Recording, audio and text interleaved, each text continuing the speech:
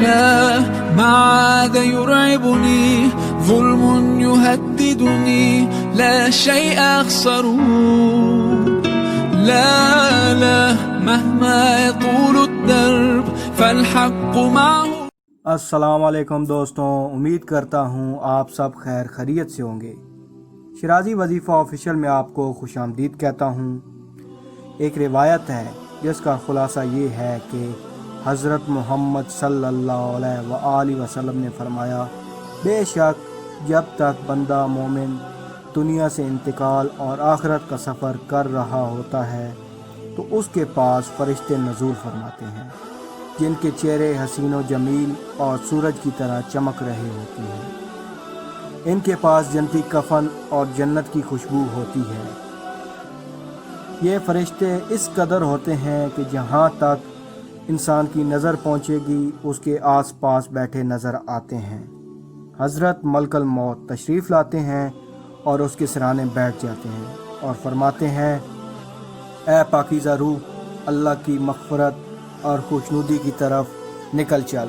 چنانچہ اس کی روح اس طرح آسانی سے نکل آتی ہے جیسے مشکیزے میں سے پانی کے قطرے بہتے ہوئے باہر آ جاتے ہیں۔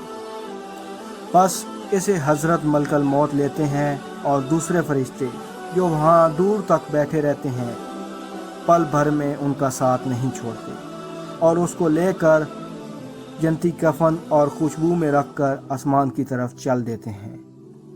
اس خوشبو کے متعلق حضرت محمد صلی اللہ علیہ وآلہ وسلم کا ارشاد ہے کہ زمین پر جو بھی عمدہ سے عمدہ خوشبو پائی گئی ہے ویسی ہی خوشبو ہوتی ہے۔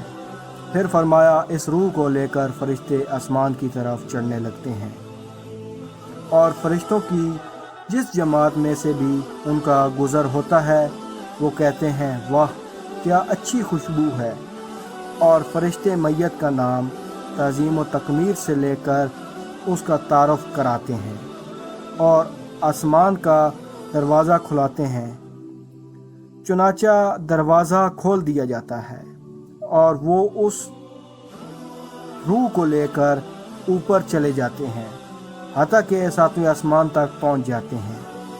ہر آسمان کے فرشتے اسے دوسرے آسمان تک رخصت کرتے ہیں اور جب 7ویں آسمان پر پہنچ جاتے ہیں تو اللہ کا حکم ہوتا ہے کہ میرے بندے کا نام بالعین میں لکھ دو اور اب زمین پر ہی اسے لوٹا رہا ہوں اور زمین سے قیامت کے دن دوبارہ زندہ کروں گا۔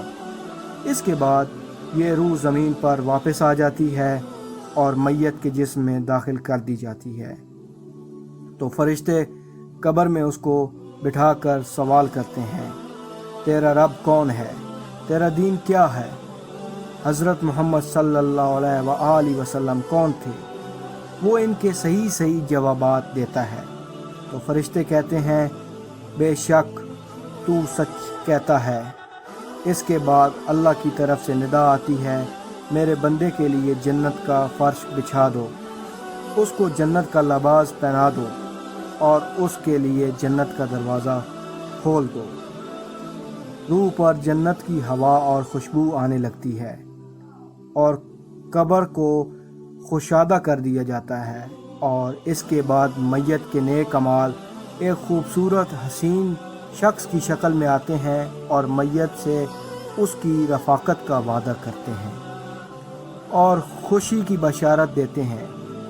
برادران اسلام، اسی روایت میں یہ بھی ہے کہ کافر کی میت کا وقت سیاہ چہرے والے فرشتے آسمان سے آ کر اس کے ارد گرد بیٹھ جاتے ہیں اور اس سے تحت نظر آتے ہیں۔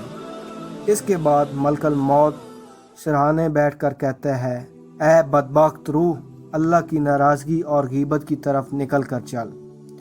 یہ سن کر خوف سے روح پورے بدن میں دوڑنے لگتی ہے، مگر طرح طرح کی سختی سے اس کی روح جسم سے زبردستی نکال لی جاتی ہے اور وہ فرشتے اس کی روح کو ٹاٹ میں لپیٹ لیتے ہیں اور اس وقت اس روح کے مردہ اور سڑے ہوئے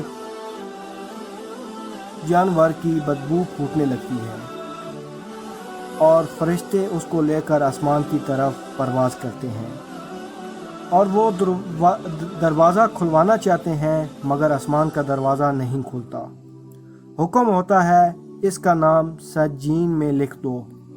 اس کے بعد یہ روح زمین پر پھینک دی جاتی ہے اور جسم میں داخل کر کے فرشتے سوال کرتے ہیں تیرا رب کون ہے؟ وہ جواب دیتا ہے مجھے نہیں معلوم۔ پھر پوچھتے ہیں تیرا دین کیا ہے؟ وہ لا علمی ظاہر کرتا ہے۔ پھر حضرت محمد صلی اللہ علیہ وآلہ وسلم کے بارے میں سوال کرتے ہیں۔ وہ یہی جواب دیتا ہے کہ مجھے معلوم نہیں۔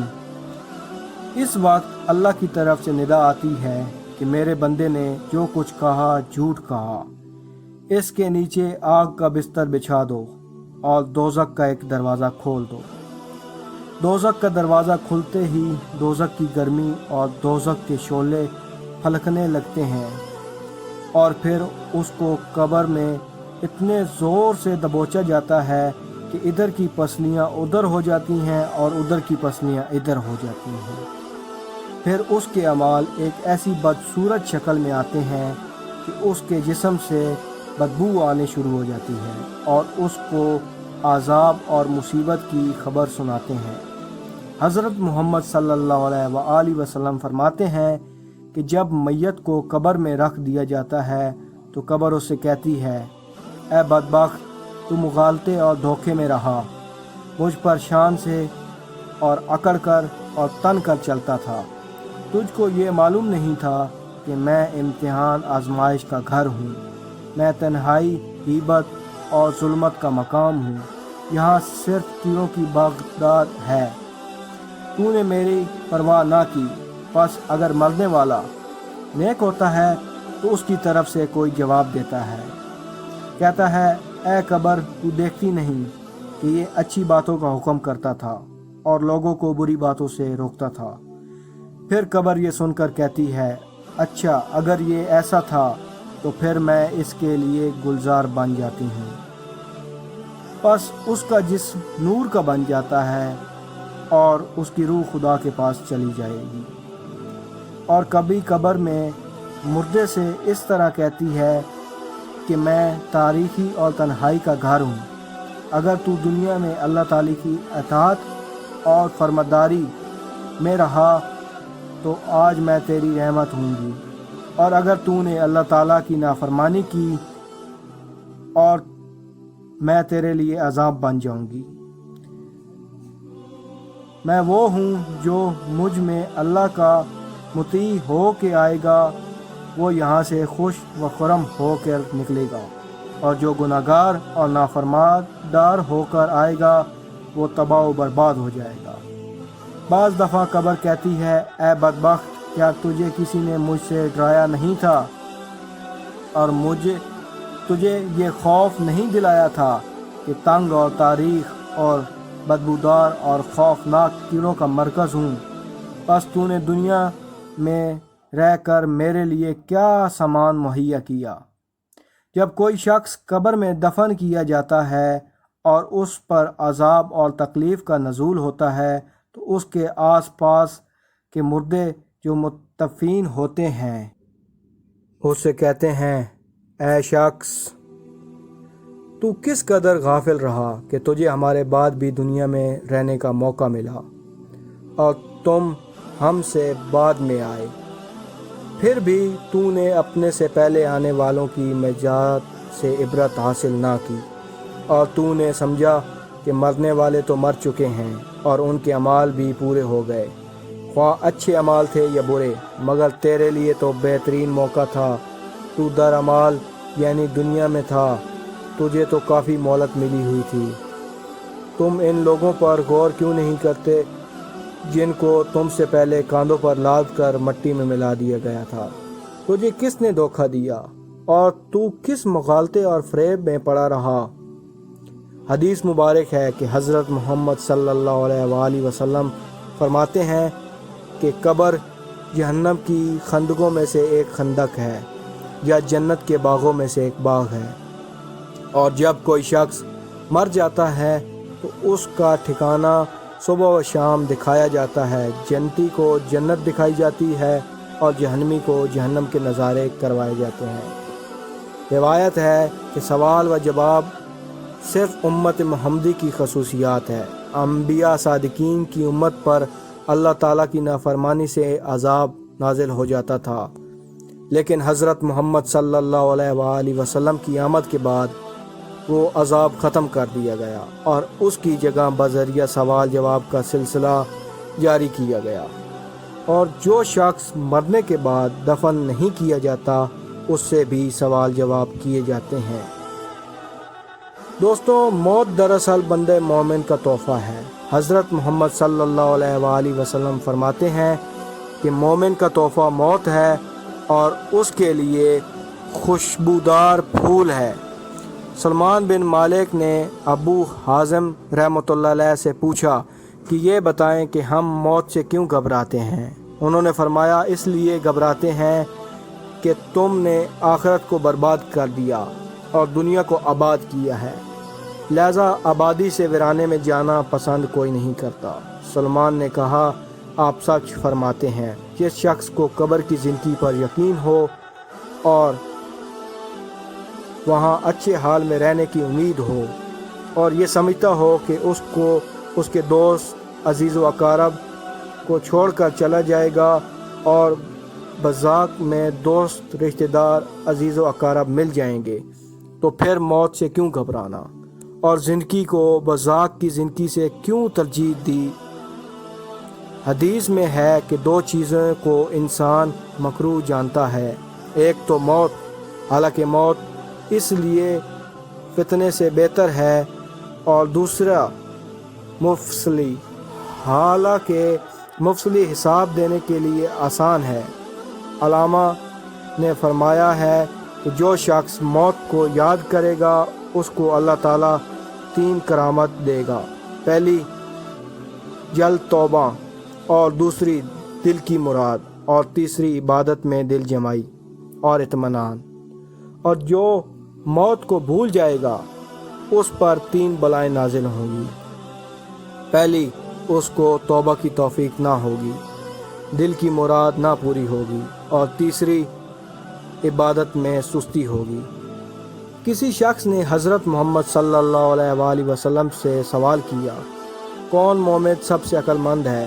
فرمایا، جو موت کو سب سے زیادہ یاد کرتا ہے اور نیک اعمال سے موت کے بعد کا سامان جمع کرے۔ حضرت امام علی علیہ السلام نے فرمایا، سب لوگ سو رہے ہیں، جب مریں گے تو آنکھ کھلے گی۔ اے مسلمانوں، موت اور علمی برزخ کی حقیقت تم پر واضح ہو چکی ہے۔ اب تم خود سوچو، چور تم زندگی گزار چکے ہو، اس میں کیا کیا سامان آخرت کے لیے جمع کر رکھا ہے۔ تم نے دنیا کو آباد کیا اور آخرت کو برباد کیا۔ یہاں کسی کے بارے میں یہ فیصلہ کرنا ممکن نہیں کہ وہ گناہگار ہے یا نیک ہو سکتا ہے۔ ہماری نظر میں صرف اس کی برائیاں ہوں اور اس کی نیکیاں پوشیدہ ہوں جو اس کے گناہوں کو دھونے والی ہوں۔ اس لیے ہر شخص کو اپنے گناہوں اور خطاؤں پر نظر رکھنی چاہیے اور اپنے اصلاح کی فکر کرنی چاہیے۔ اس لیے تم ایک دوسرے کی برائی نہ کرو اور پرہیز کرو، اپنی زندگی کو سنوارنے کی کوشش کرو تاکہ آخرت کے لیے بہترین سامان جمع کر سکو اور اللہ تعالیٰ کی خوشنودی حاصل کر سکو۔ شراب نوشی، چوری، زنا، جوا، جھوٹ، چغل خوری، ماں باپ کی نافرمانی، ظلم اور اس قسم کے بہت سے گناہ کے بارے میں تم پڑھ چکے ہو۔ قبر میں بہت سخت قسم کا عذاب ان گناہوں کے بدلے ملتا ہے۔ تمام گناہوں سے توبہ کرو، نماز، روزہ، حج، زکوٰۃ، خیرات، صدقہ، اتفاق، پیار، ان نیک کاموں پر دل سے عمل کرو۔ یہی تمہارے اعمال آخرت میں کام آئیں گے اور تم کو عذاب سے محفوظ رکھیں گے۔ خواتین و حضرات، میت کے مال کے بارے میں حضرت محمد صلی اللہ علیہ وآلہ وسلم نے فرمایا، جب مردے کو قبر میں رکھ دیا جاتا ہے، جو لوگ اس کے جنازے میں آتے ہیں، دفن کرنے کے بعد واپس چلے جاتے ہیں، تو وہ ان کے پاؤں کی آہٹ سنتا ہے۔ اس کے اعمال اسے گھیر لیتے ہیں اللہ تعالیٰ اس کے اعمال کو شکل و صورت اور زبان عطا کرتا ہے۔ پس یہ مردے سے کہتے ہیں کہ اے تنہائی کے اس گڈھے میں پڑے انسان، آج تو ہمارے پاس ہے اور اب تیرا یہاں کوئی نہیں، تیرے عزیز و اقارب سب تجھے چھوڑ کر چلے گئے۔ بندہ جب نیک ہوتا ہے تو اس کے نیک اعمال، روزہ، نماز، حج، زکوٰۃ وغیرہ اسے گھیر لیتے ہیں، اور پھر عذاب کے فرشتے اس کے پاؤں کی طرف آتے ہیں تو نماز کہتی ہے اس سے دور رہو۔ یہ شخص اللہ کی عبادت کے لیے ان پر کھڑا رہتا تھا، پھر فرشتے اس کے منہ کی طرف آتے ہیں تو روزہ کہتا ہے یہاں تمہارے لیے راستہ بند ہے۔ یہ شخص اللہ کے لیے دنیا میں بھوکا پیاسا رہتا تھا، پھر فرشتے بدن کی طرف آتے ہیں۔ حج اور جہاد کہتے ہیں یہاں سے دور رہو، کیونکہ شخص نے بدن سے حج کے لیے بہت محنت و مشقت کی ہے اور اللہ تعالیٰ کی راہ میں جہاد کیا ہے، تمہارے لیے یہاں راستہ نہیں ہے۔ پھر یہ ہاتھوں کی طرف آتے ہیں تو صدقہ اور خیرات کہتے ہیں یہاں تمہارے لیے کوئی راستہ نہیں۔ اس نے اللہ تعالیٰ کی راہ میں ان ہاتھوں سے صدقہ خیرات کیا اور وہ مقبول بھی ہوا۔ مبارکباد ہو، تم پاک ہی زندہ رہے اور پاک ہی مرے، یہ فرشتے کہتے ہیں، اور پھر عذاب کے فرشتے چلے جاتے ہیں، اور پھر رحمت کے فرشتے اس کی قبر کو کشادہ کر دیتے ہیں اور اس کی قبر روشن ہو جاتی ہے اور وہ قیامت تک اس آرام میں رہتا ہے۔ دوستو، قبر کے دبوچنے کا بیان بھی سن لیجئے۔ قبر میں کبھی کسی گناہ کے باعث یا نعمت کا شکر ادا نہ کرنے کی وجہ سے کچھ دیر کے لیے نیک بندوں کے لیے تنگی ہو جاتی ہے، مگر یہ صرف اور صرف کچھ دیر کے لیے ہوتا ہے، اس کے بعد فوراً قبر کشادہ ہو جاتی ہے۔ اور یہ نیک بندوں پر اس لیے بھی ہوتا ہے کہ شریعت کے تقاضے کے تحت اگر کوئی معمولی سا گناہ بھی ہو تو اس معمولی سی تنگی کی وجہ سے درگزر کر دیا جاتا ہے اور وہ گناہ قبر میں ہی معاف ہو جاتا ہے۔ قبر کے دبوچنے سے بچاؤ کے لیے حضرت محمد صلی اللہ علیہ وآلہ وسلم فرماتے ہیں کہ جو شخص سورۃ اخلاص کا ورد رکھے گا وہ قبر کے عذاب سے محفوظ رہے گا، اور قیامت کے دن فرشتے اس کے ہاتھوں ہاتھ لے کر پل صراط پار کر کے جنت میں لے جائیں گے۔ ایک روایت ہے حضرت محمد صلی اللہ علیہ وآلہ وسلم حضرت سعد بن معاذ کے جنازے پر تشریف لے گئے۔ جب انہوں نے نماز جنازہ کے بعد سپرد خاک کر دیا گیا تو حضرت محمد صلی اللہ علیہ وآلہ وسلم بہت دیر تک تسبیح اور حمد و ثنا کرتے رہے۔ کسی نے آپ سے اس کا سبب دریافت کیا تو آپ نے فرمایا اس نیک بندے پر قبر کی تنگی ہو رہی تھی لیکن اللہ نے دور کر دی۔ حضرت عبداللہ سے روایت ہے حضرت محمد صلی اللہ علیہ وآلہ وسلم نے سعد کی نسبت فرمایا تھا کہ ان کی موت سے عرش ہل گیا تھا اور ان کے لیے آسمان کے دروازے کھول دیے گئے اور 70,000 ملائکہ نے ان کے جنازے میں شرکت فرمائی۔ اس کے باوجود ان کی قبر کو تھوڑی سی تنگی پیش آئی، اور حدیث مبارک ہے کہ جب میت کو قبر میں داخل کیا جاتا ہے تو اس کو ایسا معلوم ہوتا ہے جیسے سورج چھپ رہا ہو، اور پھر اس کے جسم میں روح ڈال دی جاتی ہے تو وہ آنکھیں ملتا ہوا اٹھ کر بیٹھ جاتا ہے اور فرشتوں سے کہتا ہے مجھے چھوڑ دو، میں نماز پڑھوں گا۔ وہ اس لیے کہ وہ اپنے آپ کو دنیا میں سمجھتا ہے۔ وہ اسی خیال سے کہتا ہے سوال و جواب رہنے دو، نماز کا وقت ہو رہا ہے، مجھے نماز پڑھنے دو۔ یہ بات وہی شخص کہے گا جو دنیا میں نماز کا پابند ہوگا، اس کو ہر وقت نماز کا دھیان رہتا ہوگا۔ مومن جب قبر میں رہتا ہے اسے قیامت تک روزانہ صبح و شام جنت کا وہ تمام نظارے دیے جائیں گے جو اس کے لیے مقرر کیے گئے ہیں، اور بتایا جاتا ہے کہ یہ تیرا ٹھکانہ ہے۔ اور مومن کی قبر میں سبز باغ ہوتے ہیں اور اس کی قبر 70 گز چوڑی ہوتی ہے، اور اس میں ایسی روشنی ہوتی ہے جیسے 14ویں کے چاند کی روشنی ہوتی ہے۔ حضرت محمد صلی اللہ علیہ وآلہ وسلم نے فرمایا، سوال و جواب کے بعد مومن مردے کی قبر روشن کر دی جاتی ہے اور اسے فرشتے کہتے ہیں اب آرام سے سو جاؤ، اور تجھے وہی جگائے گا جس کو تو سب سے زیادہ محبوب ہے۔ لہٰذا وہ آرام سے سو جاتا ہے اور اس کی قبر میں سکون ہی سکون رہتا ہے، یہاں تک کہ اللہ تعالیٰ اس کو خود قیامت کے روز اس کی جگہ سے اٹھا کر لائے گا۔ دوستو، اگر آپ نے اب تک ہمارے چینل کو سبسکرائب نہیں کیا تو نیچے دیے گئے ریڈ بٹن کو دبا کر اس کو سبسکرائب کیجئے اور اس کے ساتھ دیے گئے بیل آئیکن کو پریس کر لیں تاکہ ہم جو ویڈیو آپ کی خدمت میں لے کر حاضر ہوں وہ آپ تک سب سے پہلے پہنچے۔ دعا میں یاد رکھیے گا۔ السلام علیکم، اللہ حافظ۔